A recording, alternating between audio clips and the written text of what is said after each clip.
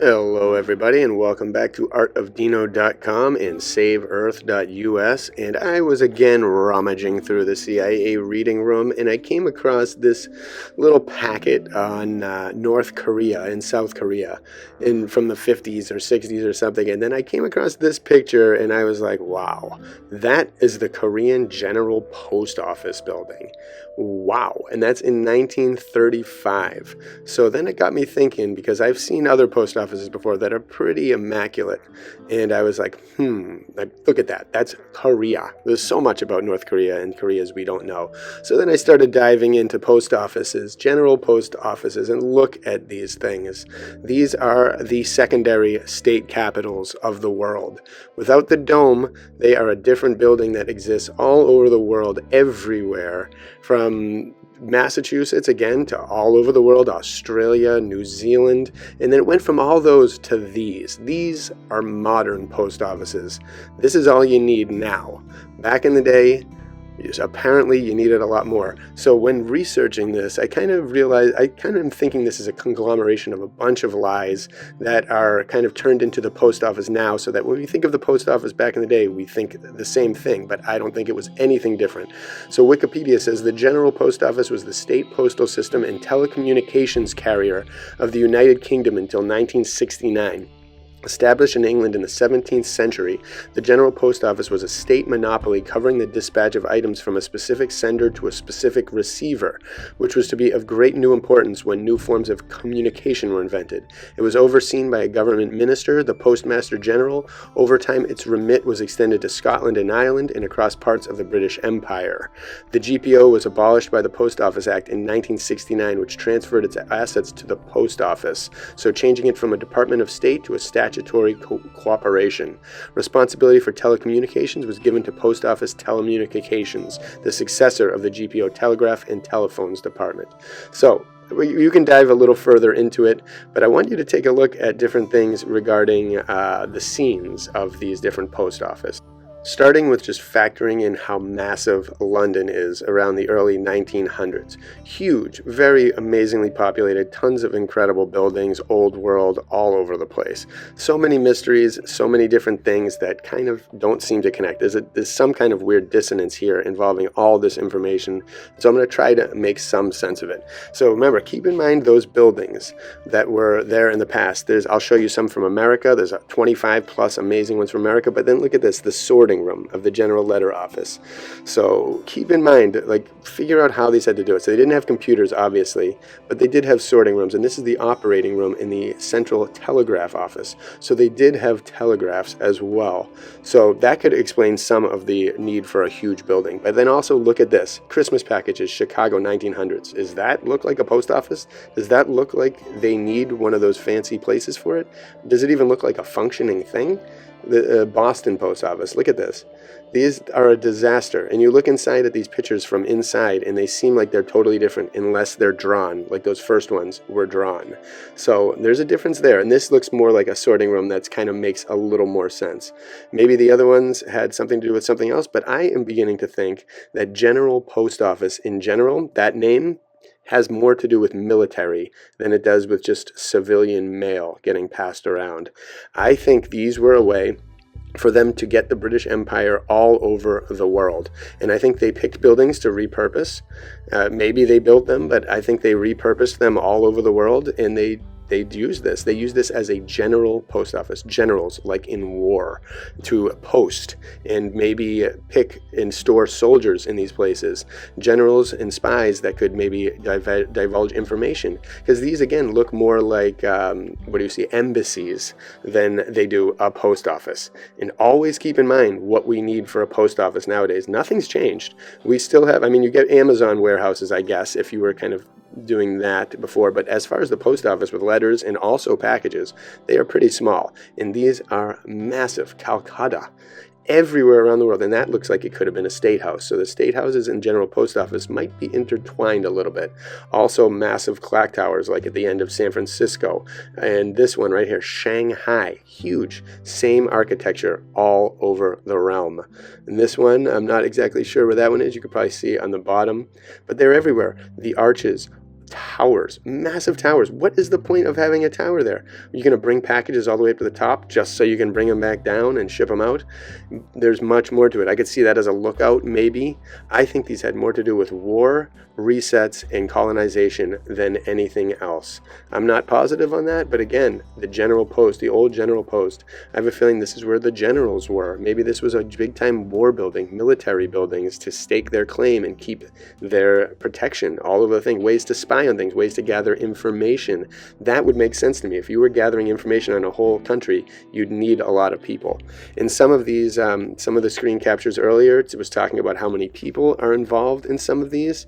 In that telegraph operating room, they were 2,911 people working, 869 were females, 600 messengers, and the women would work from 8 a.m. to 8 p.m., and the males only would work from 8 p.m. to 8 a.m. So they are describing it as like a full-blown 24-hour cycle of 2,900, almost 300,000 workers in these places, and that was in London, I believe, Le Grand London. So they were having telecommunications things, so that would make sense why they would need all that space. Maybe not necessarily all the towers and things, but again, they had to have been doing much more than just delivering letters, and I think that's where the dissonance creeps in. Nowadays, we really just associate it with one thing, so we're like, you really need something small, but back in the day, it was more, but I think it was way more than just even packages again. There had to have been a lot in here. It's almost like the New World basically headquarters that they would have all over the world, in New Zealand, in Australia, everywhere. And they are, again, I think, repurposed buildings. Singapore General Post Office. Look at that. Do you think that they built that? Do you think that that was just built to make packages? Why would you ever? There's so much waste there, so much extravagance, so much. South Australia, Bombay General Post Office. That's a castle. That must have belonged to someone royal. Calcutta again. Look at that thing. That is a massive state house future from a civilization we know nothing about that was everywhere. All of these are uniform designs all over the world until they started getting a little more brutalist, so I'm not sure about that one, but again, that looks like it was probably a prison or an asylum at one point, or again, another military base from a distant past, something we again know nothing about. So many mysteries, and look at this one. New post office, Federal Street, and it is in rubble right beneath it. So what did they destroy around it? There's also a lot of images in here, not this one, but if you check the postcards, you can see some random buildings in the back, and a lot of them looks like they were graphic designed to edit out whatever was in the distance and ever in the back as well, surrounding buildings. You can see them on some of them. I think there's one coming up, but also even the buildings next to these are massive. All of these cities, that most of which are rubble and got cleaned out, and the blocks got repurposed. Look at this. Look at that other building that extends into the distance in the background. That's Topeka, Kansas, the middle of America at the early 1900s. This one, Manila, the Philippines. What? Look at that. That could be in ancient Greece, and you wouldn't have a clue. Victoria Square, London, super old, tons of rooms. Is there even a main room? Like a wide open room that's big enough to store and exchange packages and sort them and whatnot. But look at all of these places. Mumbai, Bombay. Look at that thing. That is absolutely unbelievable. And they all have tech on the roof for the most part. So, except maybe these big concrete junks, but I have a feeling those go underneath. A lot of these places are mud flooded. A lot of these places are mysterious in all different ways. Imagine what the underneath looks like. Imagine what the top of the tower looked like at these points. Look at all the wires at the top, the communications things. So they might have had some tech, a different telecommunications tech. They might have been, it could have been the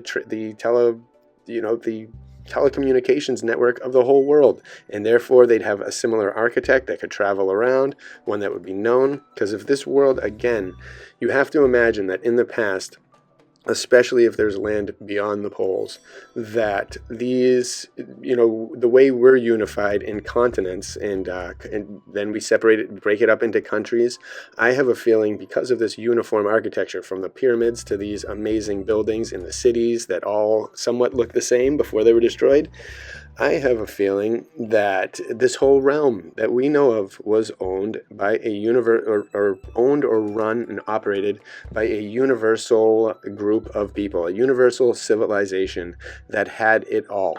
It's one of the only ways to explain all these different similarities of the animals, the plants, everything traveling all over the place. And when you think about it, if the civilization were far more advanced, if there were bigger people like giants, just, anyone that can create buildings like this has an amazingly advanced civilization and engineering background, and they probably know a lot, especially when you think of the stuff on the roof, which we don't even know how to use anymore. So keeping that in mind, they could be traveling all over the place. They could go everywhere. And this whole realm, if it was all universal, may have been owned by one thing. Instead of having a country that's like many small countries, this whole realm may have been a country. It may have been a nation with different islands that we call continents. But if you're bigger and you're traveling all over the place, and all those mountains that we see, if those things were giant buildings, giant structures, you see walls everywhere, American West, the Middle East, the Himalayas, the Alps, everywhere. If all those were back in the day in good shape and working and functional and populated, then you would have a civilization capable of almost anything. And then they would leave some buildings like this, certain types of buildings with a specific purpose, lost to time, and it gets repurposed as post offices, general post offices, where they would put the generals, the top-ranking military people, at their post. Look at that, Chicago post office. Wow. No way would they build that in early America to house a post office that's just simply giving letters off. This could be underground. There could be airships filling up on the tops of those towers. There could be underground tunnels and networks of different things all connecting here. This could be the meeting place, like a hotel, an operating area for massive amounts of ancient travelways that we don't understand, or ancient tech that we don't understand. Again, they all have it at the top.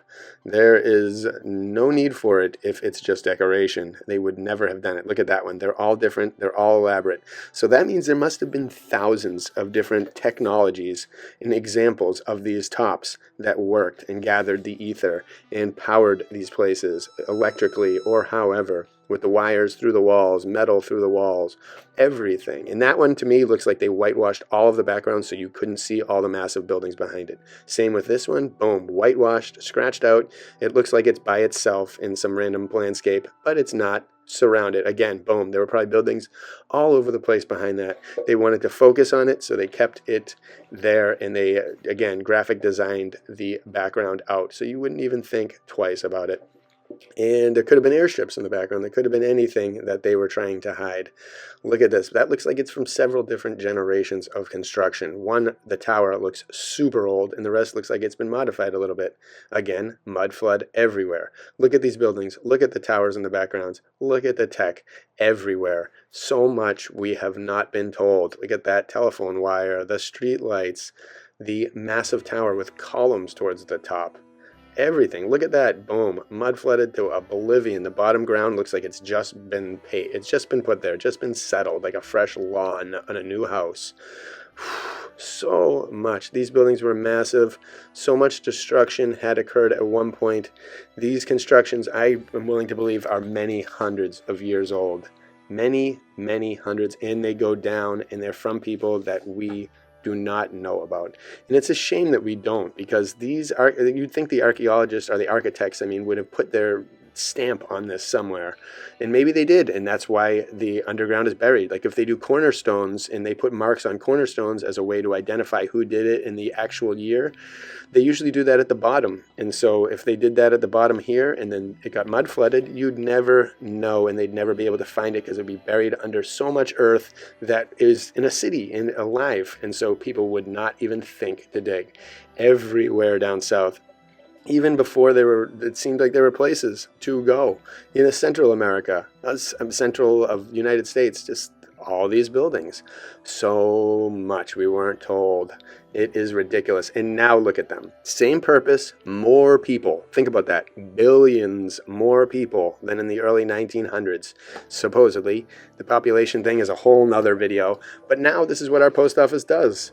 And I know we have Amazon, but these post offices have been like this for several decades before Amazon as well. They have been minimal. They are not always like this. The ones when most of the post office in a lot of small towns, repurposed old buildings, but then after that they didn't need to, as they don't need that much space. Look at this. That's considered the most beautiful post office in the US now, on a list of the most beautiful ones. But did they even see the old ones?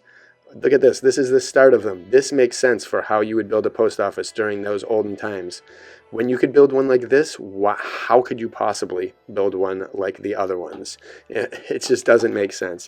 So many lies in the post office are a missing link in this state capitol architectural kind of dissonance and confusion that we are all a part of. Again, they steer everything in the wrong direction because they want you to associate post office, no matter what time period you see them at, as what we have today. The same purpose, same process, but there is clearly something missing. There is so much. I have a feeling they had to do with war. They had to do with resets. They had to do with colonizing. They had to do with gathering intel.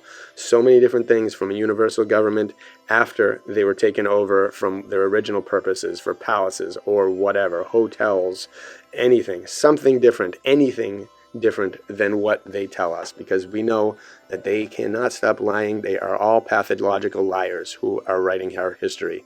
And it's a shame, because if we had truth in our history, we would all be a little more normal today and a little less confused about the insanity that we've been put through and the just constant differences between what we see and what we're told. There are so many differences between what we see, what we research, and what Wikipedia and all these other sources tell us. So again, we have to rethink everything, and we need to include the general post office structures from all around the world that are uniform, universal, and beautiful as a missing part of this puzzle. So let's keep diving. Share your comments below. I love hearing what you all say. It helps me gather more information and helps me get to the next video. So chime in below, share this, let me know what you guys think. Maybe I'm missing something. I most likely am. So let me know. Let's do it. We got to work and rediscover the truth of this world together. So thank you all from artofdino.com and saveearth.us.